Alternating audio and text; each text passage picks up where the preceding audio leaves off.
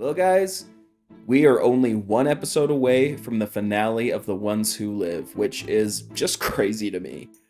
It's been a wild ride so far, and I am pretty excited to see how this show concludes.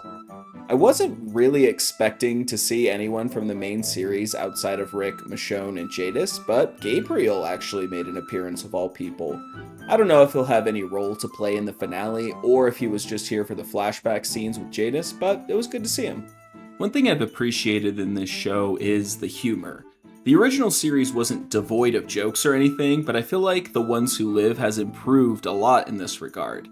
It's not the MCU, he's right behind me, isn't he type of humor, but it's enough to alleviate the tension and help make the characters a bit more relatable. The spearmint and baking soda comment was a neat little throwback to episode 9 from season 6 from the original series, which was the episode that Rick and Michonne actually got together. I also thought it was pretty amusing when those people Rick and Michonne saved tried to rob them, and they looked more annoyed than anything, which is a fair response coming from them seeing as how they effortlessly disarmed these people. Although that does kind of bring up one of the few issues that I've had with this show, which is I feel we haven't seen a lot of Rick being a badass, like season 5 Red Machete badass as of yet. I mentioned in my video for episode 1 that he may have lost his hand, but now he has a metal arm with an Assassin's Creed blade in it, and extensive military training including combat and aerial. And I just don't think they've shown this off in a satisfying way yet.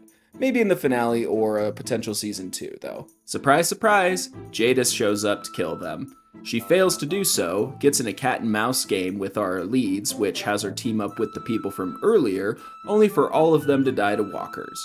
Rick and Michonne are seemingly at her mercy though. She reminds them that if she dies, the CRM will find the information on Alexandria that she left behind, and everyone there will die. This is where Michonne and Rick, quote, give up, and where the line, "This can't end with us going home" from the last teaser comes into play. Of course, they double-crossed her before she could do the same to them, and Jadis ends up getting bit. I'm grateful that line that I mentioned ended up being a misdirection because I really wouldn't like an ending where Rick just ends up staying with the CRM, whether of his own choice or because he's forced to. He needs his happy ending, damn it! In her last moments, Jadis decides to confess where she left the info on Alexandria. Michonne and Rick decide to go back, they're going to destroy the evidence, find out what the CRM is planning, and expose them to the rest of their community so that they can no longer be a threat, setting us up for a potentially exhilarating finale.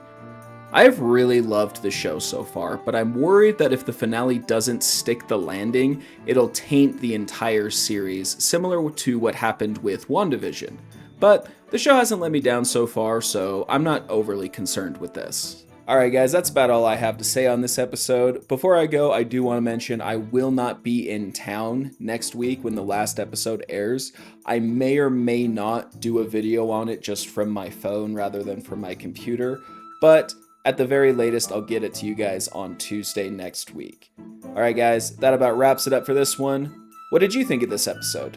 How do you think this show will conclude? Do you think there will be more seasons, or will it end here? Comment below, please like, subscribe, and as always, take care.